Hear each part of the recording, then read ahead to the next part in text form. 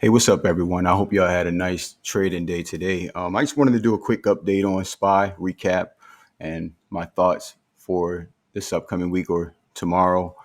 So SPY finished red today, but like SPY bears were able to pull SPY all the way down to 379, and bulls were able to fight it back up. Right? I'm not saying that this is bullish or anything, but it didn't close as bad as it could have closed out. I want to point out a few things before we move on to the session hour. This is the 9 EMA right here. And SPY has been retesting the 9 EMA, getting rejected on the daily.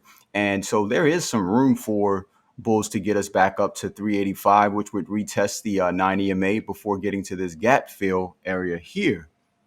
Now let's move over to the session hour. And there's no volume really that would prevent us from filling this gap if we were able to get up here. And again, that gap would take us up to 389. That's later on. Let's talk about that. But let's move. If we zoom out and go to the session hour, we'll see there's an uptrend here.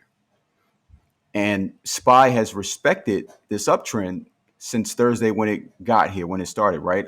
Here we go. We got above the 9 EMA on the session hour on Thursday, and every time we've tested it, it's held or closed above it on the session hour. Today, it got tested really hard, but I like when you see tests like this, to be honest, because you get to see if the trend or if the structure is intact. And that's what we got to see today when SPY bounced here. Bulls bought it back up here, closed above the session hour.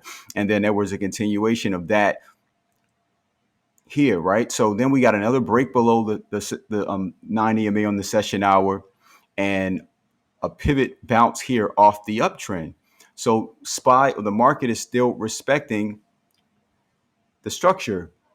Close below the 9 EMA here. Now, I want to tell you, the structure is more important than an EMA. So don't worry about the EMAs too much. Let's look at the structure. Now, SPY has been struggling at this gap fill area here on the session hour. Now, what I'm looking for is for a break of this wedge here, which would take me to the level that I needed for it to break for us to go bullish, right? To play calls, and that's a 383.40 price level. So if you look at the way this line lines up now, tomorrow, if we break out of this wedge, we'll also break that price level, and that'll be enough for us to enter this trade.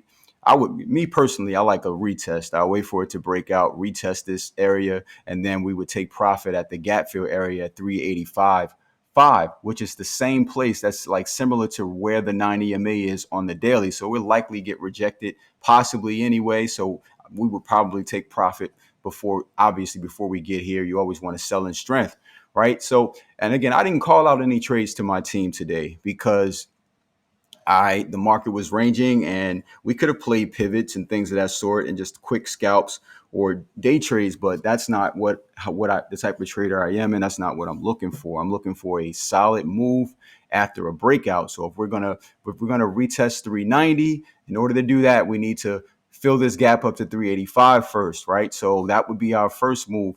Now, if we're going to play the downside, we would need to break this range here, this wedge. What I really want, so even if SPY was to break this uptrend, I'm not fully trusting this until we break 380. We lose 380, that'll be the dot 618 Fibonacci retracement level. We break that, we lose the structure for sure, and that should take us back down to 375. So that's what I'm looking for. But again, we got to wait for a move to happen. You don't have to take a trade every single day. And before I get out of here, I just want to let everybody know that like traders got to understand that their lives outside of the stock market affects their trading. So if you aren't disciplined in life, it's going to bleed over into your trading. Get your life in order and your brokerage account will follow. Y'all have a nice night. Cheers.